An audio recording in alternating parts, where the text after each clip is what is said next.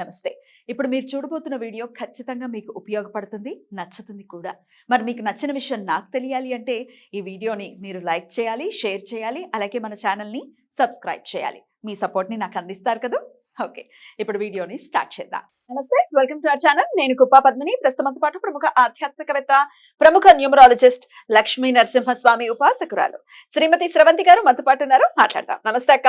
నమస్తే పద్మిని. అక్క, అష్టదళ పద్మం జనరల్ గా స్వామివారికి చాలా చాలా ఇష్టం. వెంకటేశ్వర స్వామికి, అలాగే లక్ష్మీదేవికి ప్రతీకగా కూడా చెప్తూ ఉంటారు అష్టదళ పద్మాన్ని. అష్టదళ పద్మ పాద సేవ కూడా తిరుపతిలో ఖచ్చితంగా చేస్తూ ఉంటారు. అసలు ఎంతకింత ప్రాధాన్యత ఉంది? ఏంటి అష్టదళం అంటే?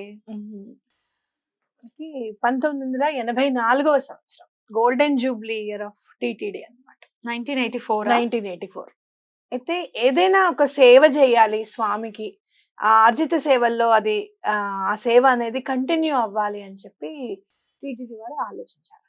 కానీ వాళ్ళకి ఎలాంటి పూజ చేయాలి, ఏ పూజ స్వామివారికి అర్పించాలి అనేది వాళ్ళందరూ కూర్చొని మీటింగ్.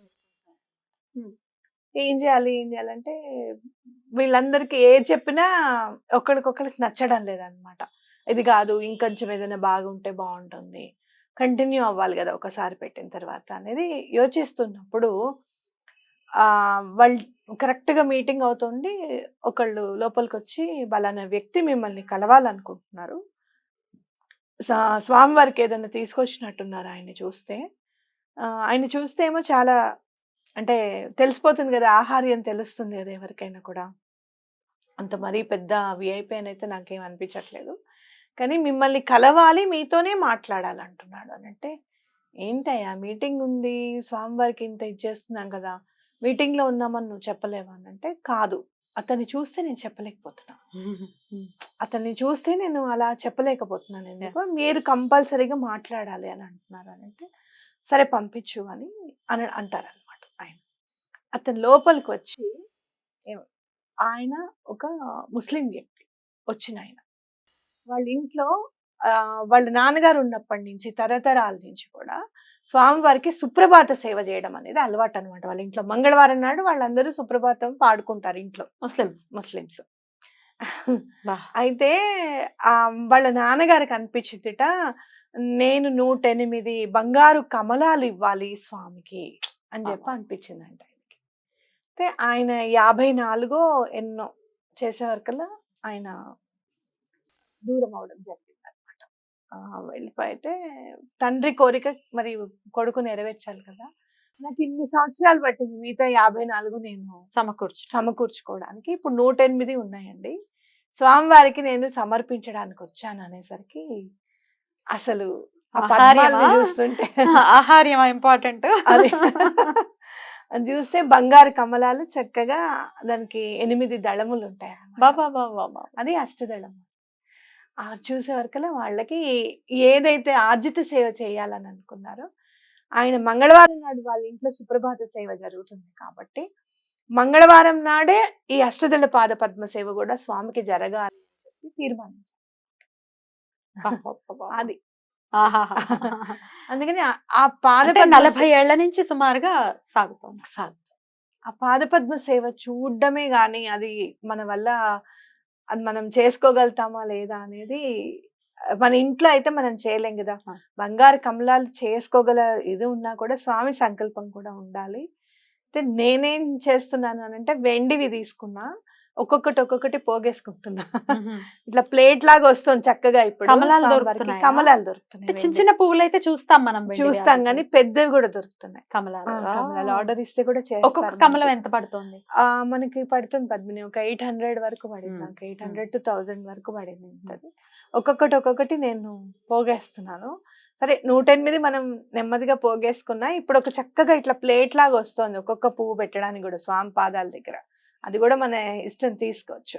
అయితే ఈ సేవని కంపల్సరీగా మనం బుక్ చేసుకోవాలి టీటీడీలో.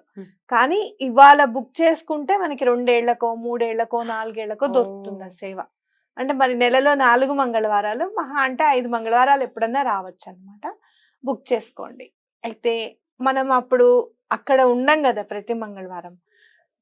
ఇంట్లో ఎలా చేసుకోవాలి అని అంటే, నాకేమనిపించింది అంటే, ఒక్క కమలం పువ్వు తెచ్చుకొని మంగళవారం నాడు స్వామి ఆ సేవలో నేను పాల్గొనడానికి నాకు అవకాశాన్ని కల్పించు అని చెప్పి స్వామివారికి మనం ఆ కమలాన్ని సమర్పించి దండం పెట్టుకోవడము.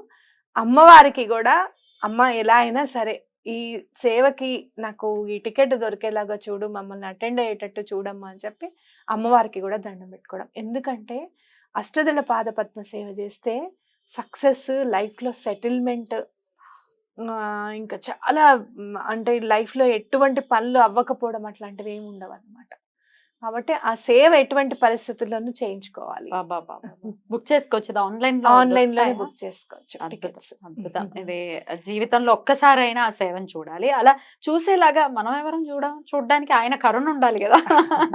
రండి పాదాలు అంటే అప్పుడు పాదాలు కనపడతాయా? పాదాల దగ్గరే ప్లేట్ లాగా పెట్టి నిజపాద దర్శనం జరుగుతుందా? నిజపాద దర్శనము గురువారం నాడు జరుగుతుంది కదా. మంగళవారం నాడు పాదాలు అలంకృతమయ్యే ఉంటాయి, కానీ పాదాల దగ్గర పువ్వులన్నీ ఒక్కొక్క పువ్వు నామం చదువుతూ పెడతారు అనమాట. అద్భుతం. చాలా బాగుంటుంది. అందులో అవేంటంటే ఒక భక్తుడి చిరకాల కోరిక అనుకో, జీవితంలో అది చెయ్యాలి అన్న సంకల్పం రావడం. స్వామి సంకల్పం లేనిది అది రాదు కదా.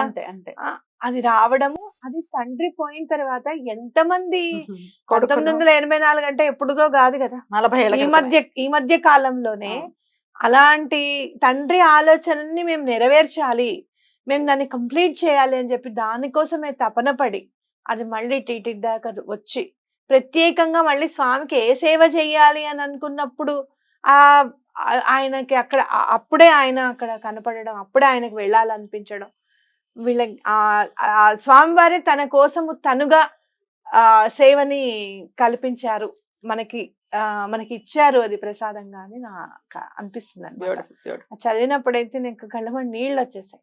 బా ఇంత కరుణ స్వామి నీకు. అసలు మనము అంటే వీళ్ళ మీద వాళ్ళ మీద అనేది ఉండదు, మనం దండం పెట్టుకుంటే చాలు. స్వామి కరుణ ప్రసరింపజేయాలంటే మనం అటువైపు తిరిగితే చాలు, అవునా కదా.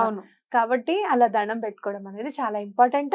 మీరు ఇంకా కావాలి అని అనుకుంటే కనుక మనం పిండి దీపం పెట్టేటప్పుడు కూడా మనం కమలం పువ్వు కూడా మనకి దొరకలేదు, సరే 30 రూపాయలు ఉంది, మన వల్ల కాదు కొనడం. బ్యూటిఫుల్. చాలా చాలా అద్భుతమైనటువంటి విషయాన్ని చెప్పారు. చాలా మనసుకి సంతోషం అనిపిస్తూ ఉంటుంది కొన్ని మాటలు వింటుంటే. ఇది అట్లాంటి ఒక ఎపిసోడ్ డెఫినెట్ గా. మరి మీకు విన్న తర్వాత ఎలా అనిపించిందో కమెంట్ సెక్షన్ లో నాకు తెలియజేస్తారా? రైట్ అక్క, థ్యాంక్ యూ సో మచ్ అక్క. నమస్తే.